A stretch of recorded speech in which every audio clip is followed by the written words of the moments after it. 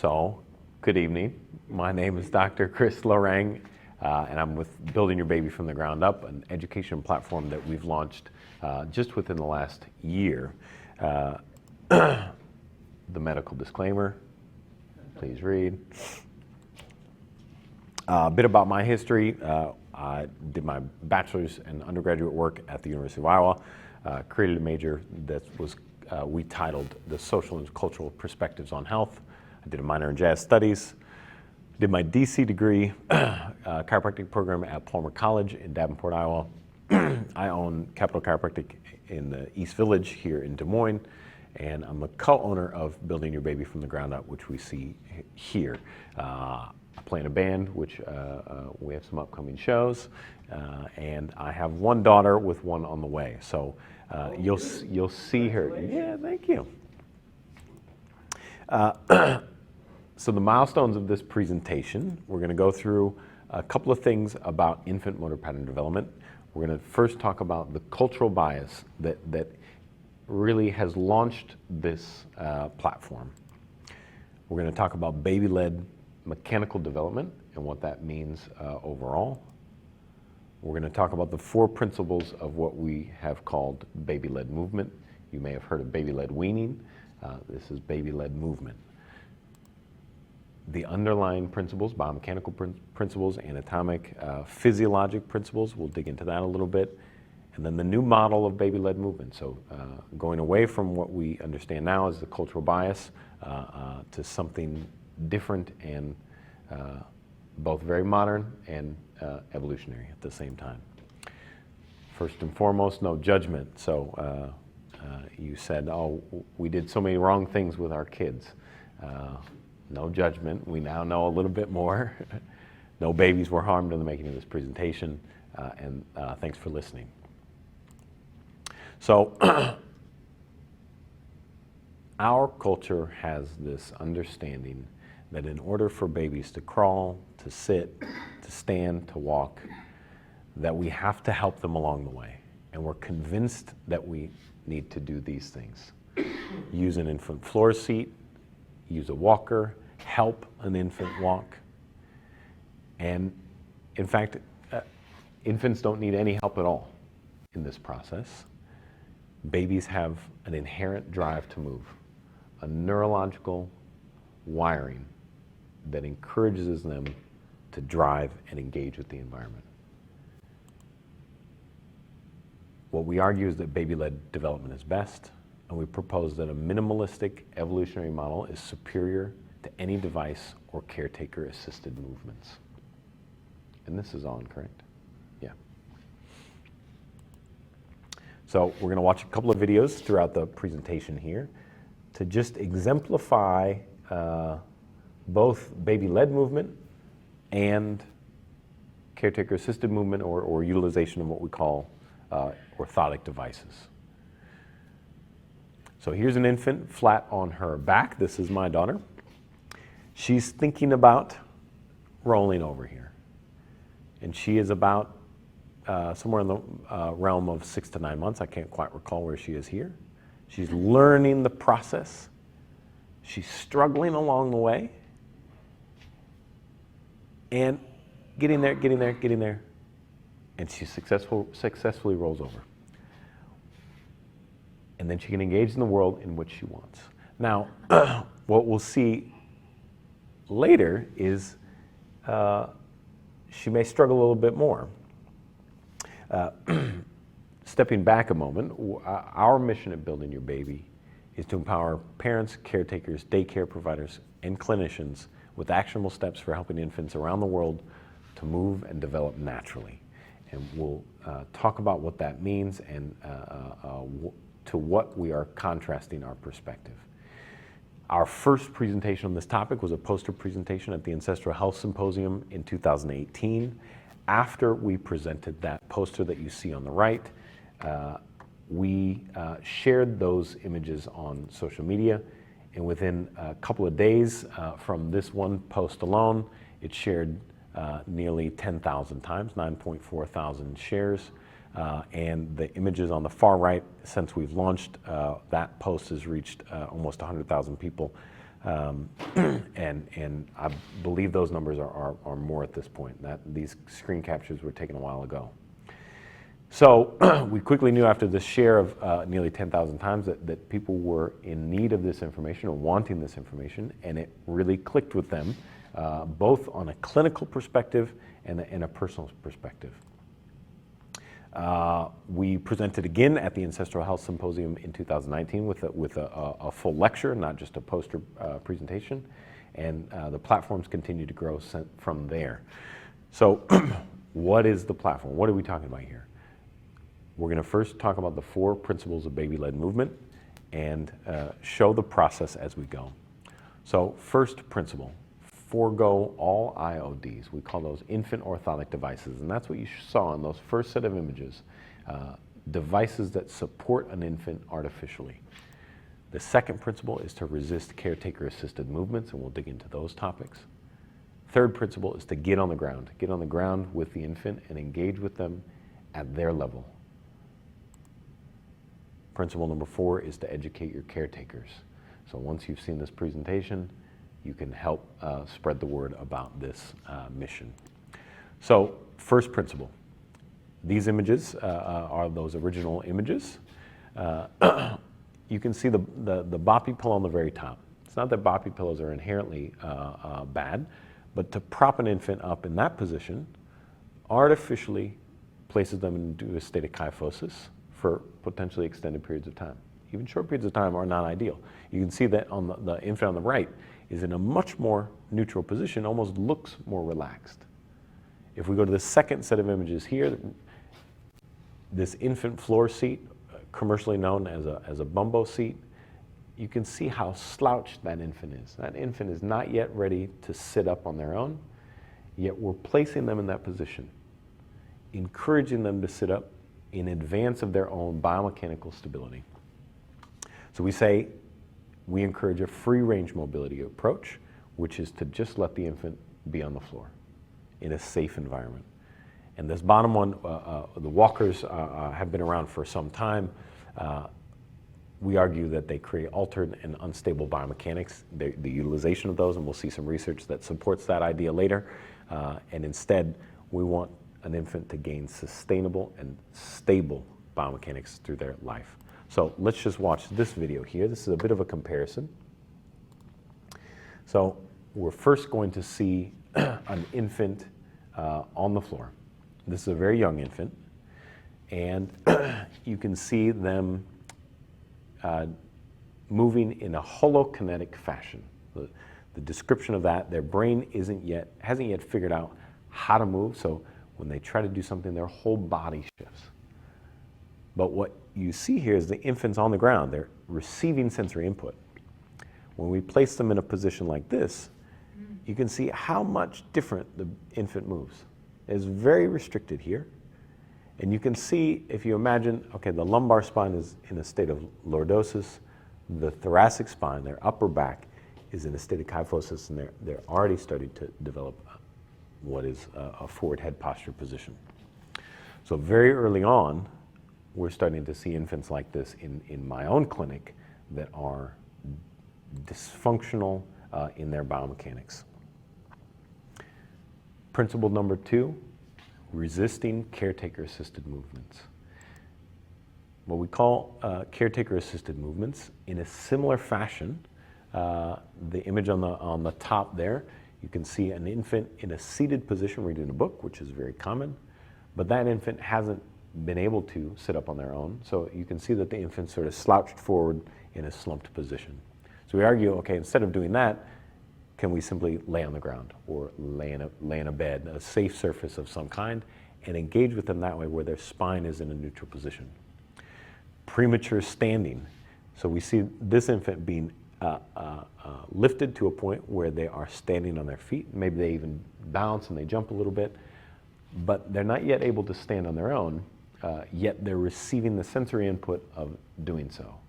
So what we'll see later as we talk about the physiology of this, sensory input drives motor output. Sensory input is a precursor for the infant to figure out how to move. So if we alter the sensory input, what they're feeling in their body, from a very natural neutral state, then their biomechanical system responds. Their muscles, bones, their brains all respond differently.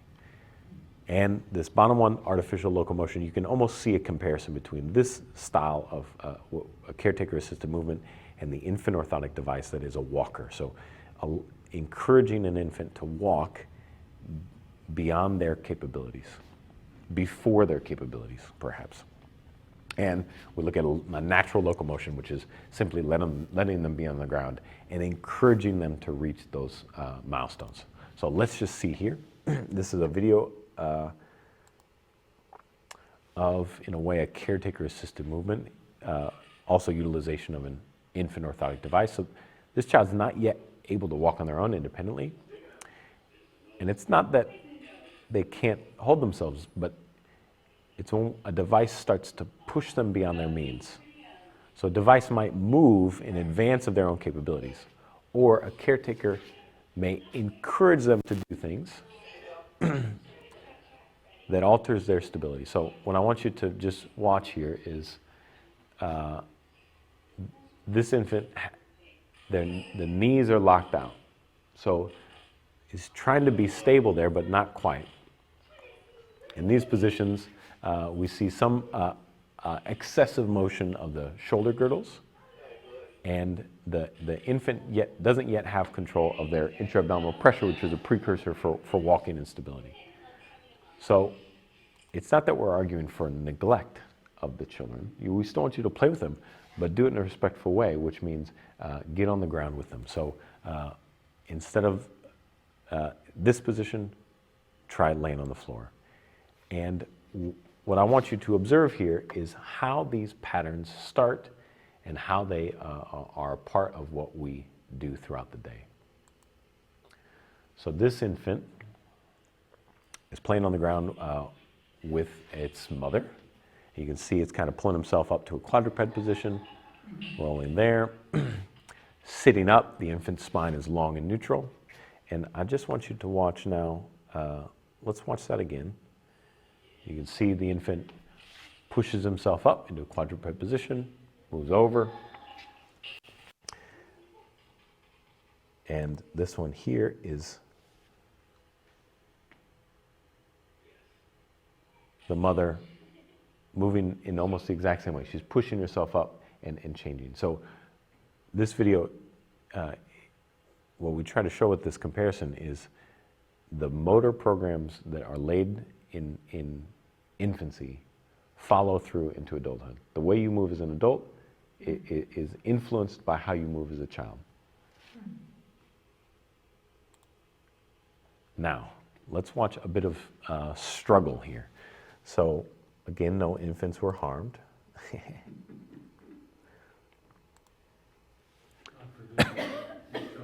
Right. So, I call this slow TV, right? Here's an infant, fairly calm in their environment, looking around, engaging with an adult. I'm taking this video, I'm down at their level, trying to encourage movement. And it's in this process. Now, we saw her roll over earlier. This is before she was able to execute that pattern. So here she is now in a sideline position. She's trying to raise up. She's trying to bring her hip over. She's struggling.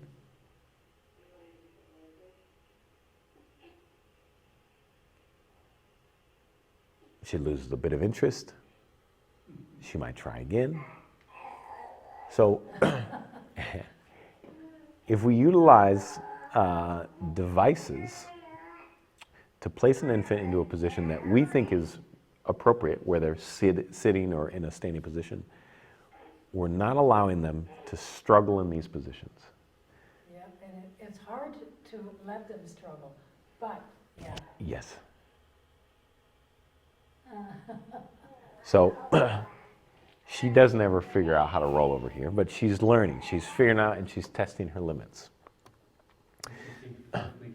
She's perfectly content, and she's perfectly content on the ground. Exactly.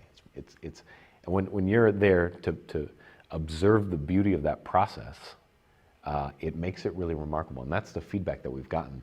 Lots of people on social media have said, I found that my life is less cluttered without all the devices, and I'm able to observe the beauty of the whole process.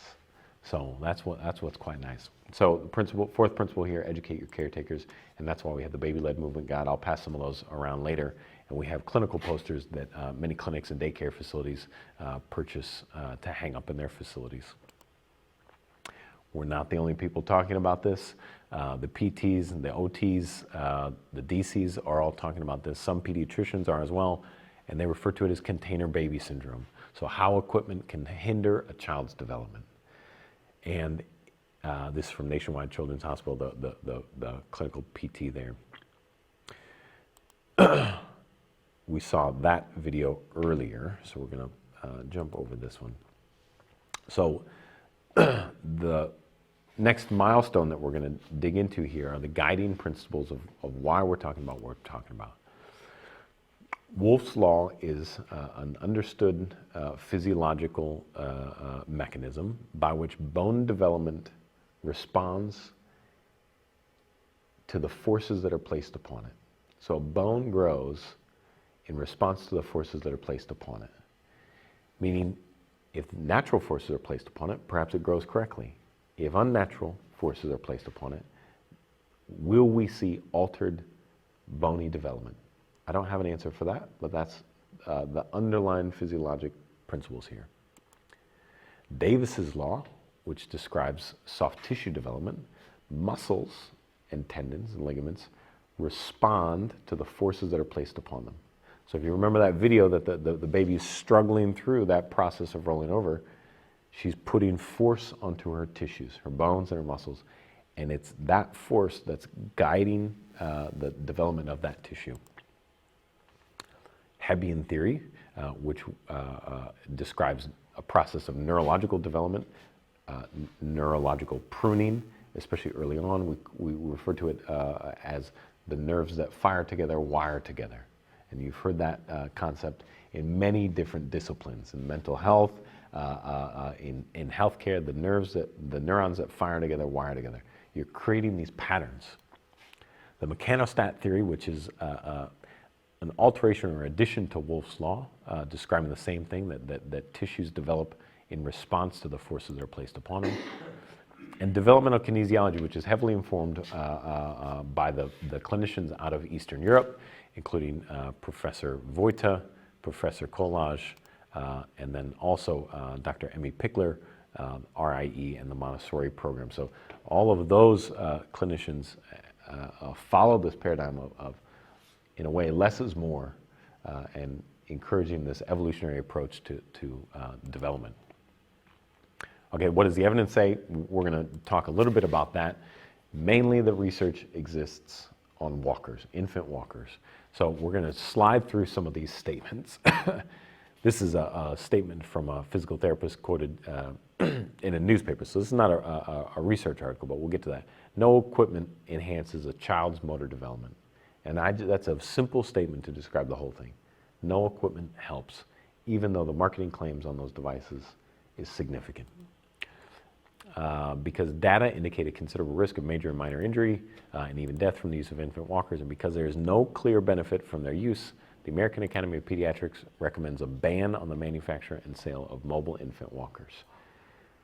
So, what are they talking about death there? Yeah, they're talking about some infant falling down a set of stairs in the device or rolling. We're not talking about death with this model, but we're talking about altered mechanical development. And their statement here is there is no clear benefit from their use. These devices should be banned. And this is specifically about infant walkers. Baby walkers are associated with delay in achieving normal locomotor milestones. The use of baby walkers should be discouraged. Usage of baby walkers can delay the acquisition of independent walking and disturb the normal gait pattern in normal children, so it is highly recommended stopping baby walker usage and educate parents and health professionals about its hazards. So, we've never heard any of this, right? This is, those devices don't have these warnings on them. And a few more here. Disharmonic and delayed motor development, contractures of the calf muscles, motor development, mimicking spastic diplegia are considered to be caused by the early use of infant walkers. We're talking about changing the brain and the motor pattern developments. For some infants, the excessive use of baby walkers alters the pathway of normal locomotor development. Current data available in the literature is not enough to prohibit using baby walkers. However, it suggests no advantage of the walkers in child development. This was a meta-analysis, I believe. So they're saying they don't recommend a full ban, but I believe that since we know there is no advantage of the walkers, that alone should be enough for us to say these should not be allowed. The state of Iowa, Department of Human Resources, licensing standards and procedures for child care centers, licensed centers, argues that infant walkers are not used. So you cannot be licensed in the state of Iowa if you have an infant walker. Now, there's many unlicensed facilities that provide daycare coverage, including churches and YMCAs and that sort of thing, that are not under this umbrella. So they don't have to follow this standard. But what I'm hoping is that, okay, we can say no infant walkers, no infant floor seats, no jumpers, no jumpin' joeys, no devices of any kind are to be used, and we can respect the process that goes along. We've had some early successes as we go forward here. This is a woman describing on social media, we are a container-free Montessori infant program that follows both Montessori and RIE, and we love this initiative. This is a daycare out of Canada. They say we are excited to now be following the guidelines from Building Your Baby to improve our infant care here at their daycare facility. We've made the first steps by no longer using exercisers, bumbo chairs, and push walkers in the infant room. And they're giving out the baby-led movement guide to their parents so that everybody's on the same page about what's happening. This clinician, I've been a pediatric PT for 26 years, and at the bottom here she says, I applaud and 100% agree with you. It's an uphill battle for sure. I like the way you presented the initial statement. So you can find some of those statements, and you can also find some critiques of our work online.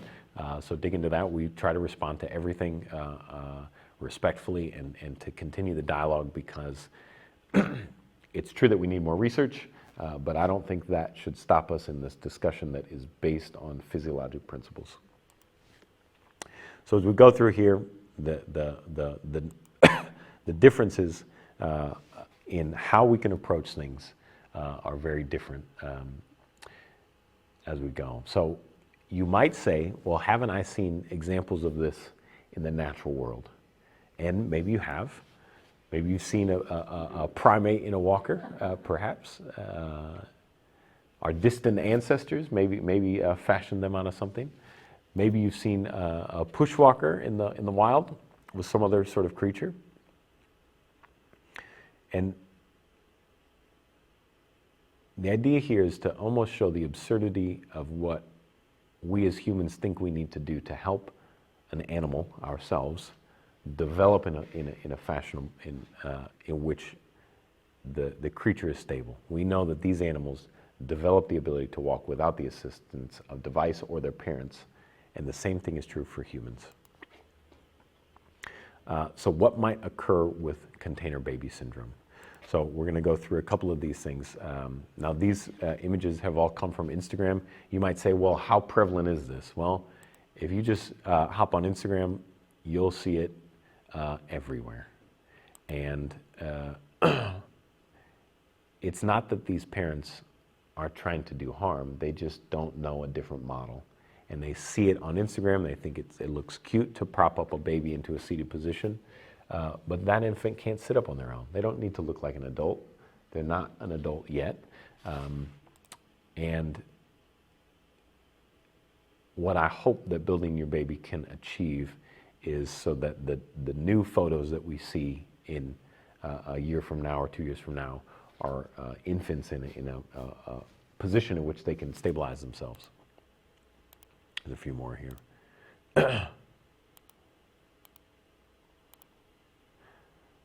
This is a quote from one of the people that I consider one of my biggest mentors, Pavel Kolaj. He is from the Czech Republic. poor locomotor development can be shadowed throughout an entire lifetime. And this is taken from their slide set on their website. But the idea here is if we create poor locomotor development early on, we can see it in adulthood. And I see it in the adults that I treat now, and I believe that we'll see much more significant mechanical dysfunction over the next 20 years, 20, 30 years. Because I would assume that some of these, I'm trying to remember when these devices started being used, probably about the time you were being born or a little before. I'm thinking, we didn't have much, I have a almost 50-year-old, and I don't remember. Yeah, did you use those devices? Not much of those Yeah. that I can remember. So it might have been. With my 40-year-old, I think, yes. Sure.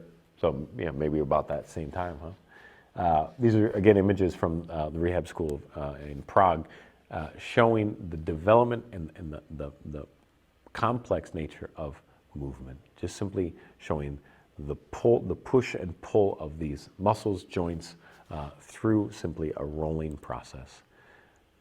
The image on the right, again, is taken from the Rehab Institute, showing mechanical dysfunction when there's a lack of stability in the lumbar spine, and the lumbar spine is stabilized early on in infancy. That's how they learn to roll over. That's how they learn to crawl, is by developing their core stability. So this video shows an infant in what we call a bear crawl position, and I'll try to pause it here at the spot where we want it.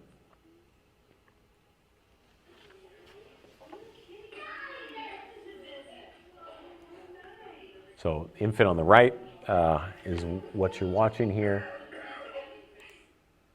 Now, look at that. That takes an extreme amount of effort for that infant to move into the bear crawl position. And you see adults now doing this at the gym. This is a movement that you do to work out.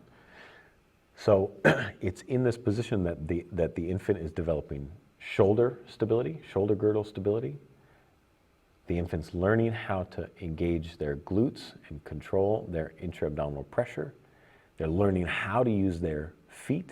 This infant can't yet fully stand on their own and walk on their own, but they're learning how to do it in this process. So we'll just pause here, and you'll see that it's a very short-lived time that the infant's in that position before they fail. They get there and then they fail, and it's that repetition that's so important. So, okay, here's now that infant placed into a device that helps them stand and helps them jump. And what I want you to pay attention to is the right foot here, and then we'll look at the left knee. So the right foot, you can see, is in a state of, we call it supination. So it's almost externally rotated there.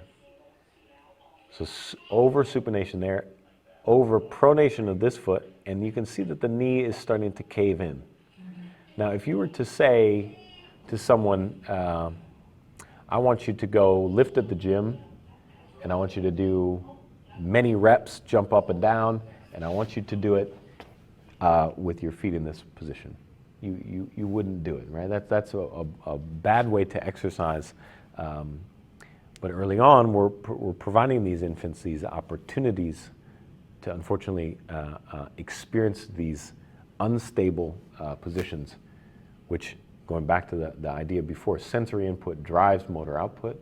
The sensory input changes both the soft tissue and the bony development of the infant, we believe. Now, a little bit later on, this is not 0 to 18 months, but this infant or child, about 2 years of age, started to integrate with some technology. Pediatric Association used to say 2 years of age was the first time kids should see screens. But you can see that they're already in a very slouched position here. Forward head posture, there's kyphosis of their thoracic spine, and very early on we said, okay, no, we're not going to engage with technology in that fashion. Either you do it here or you do it standing or at a table in which the device is out of your lap. And hopefully that can become a standard for many people. Now, we're going to jump through this video a couple of different times, but what I want you to see is the struggle of this child to learn how to try to stand up. So we have a toy on the table there, and what we're going to see here in a bit, okay, the infant is starting to move, thinking about moving over to the table.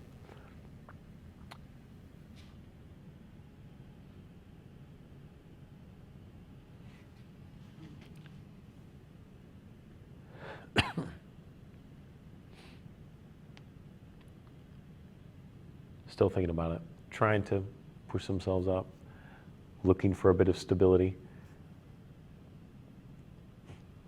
Trying again. Oh, fail quite quickly. It's okay, the struggle of what they're trying to do here. So we're going to zoom forward here just a little bit.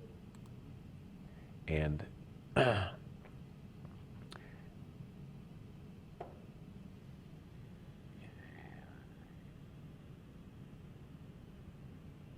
here, the child knows that he can't quite get it.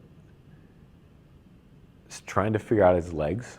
Has figured out how to get to a kneeling position. It's quite good, but can't quite figure it out. And the infant struggles here for a couple of minutes. Not angry, but trying to figure it out. So what we're going to do instead is show the infant now with a device that is more appropriate to their capabilities. So here, very quickly, he can find himself stabilizing on this apple box, if you will. Trying to figure it out. And so this is a fixed object on which the infant is moving themselves and using that fixed object for stability. There, look at that. Look at that. It's just so beautiful. And what you can see is the infant's knees are bent. It almost looks like they're an athlete. They're ready to move and they're ready to engage with the object. And if you can recall back to the video that we showed before, here it is again, struggling to get there, and then figures out a different way to do it. So it doesn't even need to stand up anymore because he figured out that he could reach it. Yeah, this is easier. Isn't it interesting, problem-solving skills? Yes. So if you recall earlier, I showed the video of the infant with their knees locked out. And thinking about that as a contrast, that infant was very neutral, very stable. Their legs and their abdominal stability was in control. Whereas the other one was in a state where they were, their knees were locked out, their lumbar spine was reaching a point where it was moving into hyperextension and was not stable at all. And the differences there are significant. Again, I want to talk about this concept of intra-abdominal pressure just a bit, showing this image. But if an infant can't figure out how to control their lumbar spine and their intra-abdominal pressure, their lumbar spine moves into a state of hyperextension. And this is what we see into adulthood. Now, we call this a spine compromising hold. This infant, at this point in time, was not yet able to sit up, pull up into any sort of verticalized position.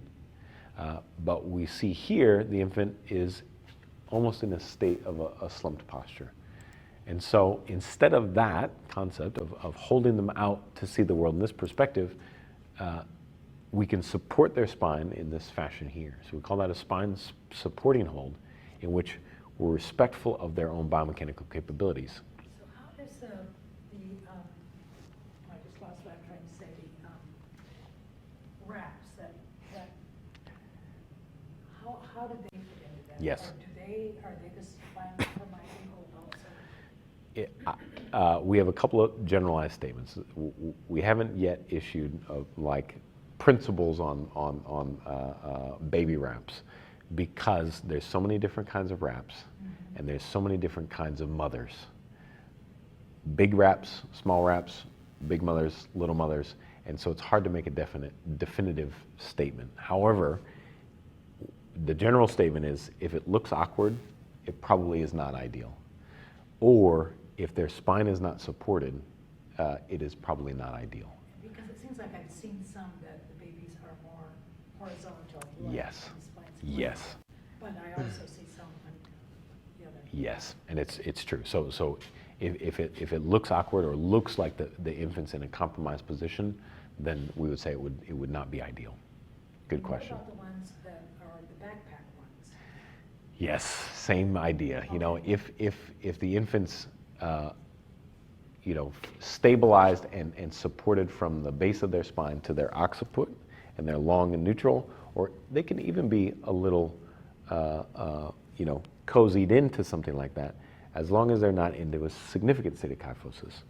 You hold a baby and they're a little, it's as if it's a little cradle, but as soon as they start to compensate significantly, that's when it becomes an issue. So the new model here, the baby-led movement, meaning let the baby decide when they're ready to open the door for the next movement. We don't want to put them in a seated position until they can do that on their own. We don't want to put them in a standing position until they can get there fully on their own, either independently or with an object. Same idea, we've seen these images before. You can see in this image on the left that this infant is in a jumper,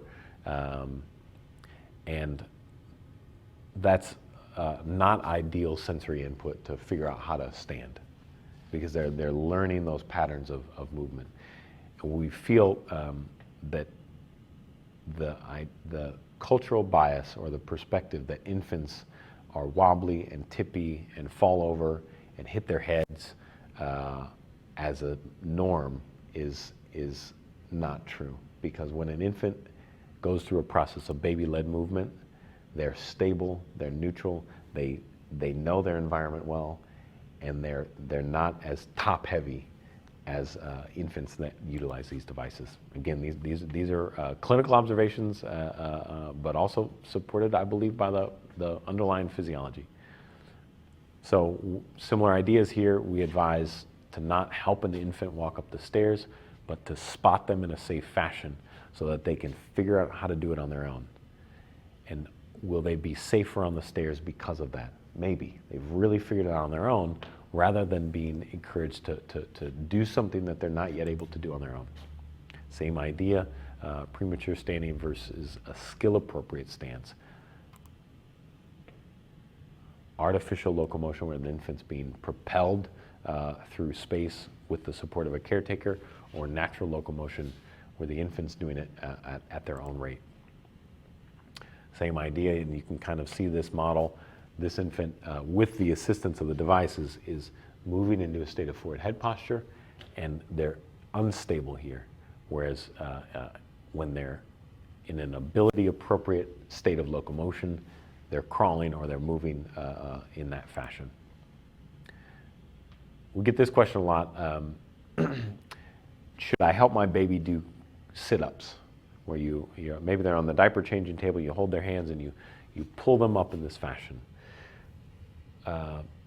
That is an artificial way for an infant to get up. And what you'll see on the image on the right is, in order to transition to a different position from being on their back, they're going to roll over first, not do what we think of as like a basic training sit-up or an army sit-up. Even the Army basic training at some point in the past, I believe, banned traditional sit-ups because it was so compromising to their spine. Same idea here, unstable spine from premature supported sitting. So you can kind of see they're in a slumped posture. If we can engage with them at their level, all the better. Same idea, they're being assisted into this position, and it's true, it looks cute. We're not arguing that, but this infant is not yet ready to do it on their own and may be developing mechanical compensations because of that. So a recap here: forego all infant orthotic devices, resist caretaker-assisted movements, observe the beauty of what your child is doing, what the infant's doing, rather than trying to help them through the process. Get on the ground with them and engage, play with them there, and educate your caretakers. There's a little discount code if you want to use that. I have some for sale here today as well. And the guide and the posters are online, and you can reach out to me at any point on these mediums. Thanks, guys.